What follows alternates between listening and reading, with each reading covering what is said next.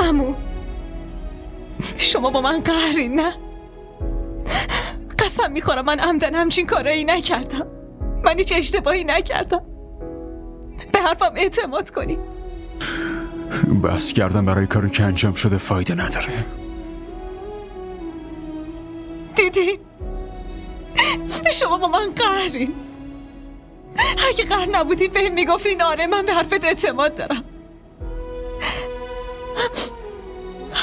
عمو قسم میخورم من کاری نکردم. من عمدن کاری نکردم. من چرا بخوام؟ بابا این اینجا چی کار میکنه؟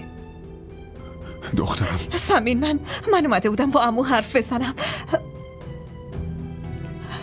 تو چی کار کردی؟ از اینجا برو بهت گفتم. بابا بهش بگین از اینجا بره. سمین یه سر آرومتر دخترم. نه خیر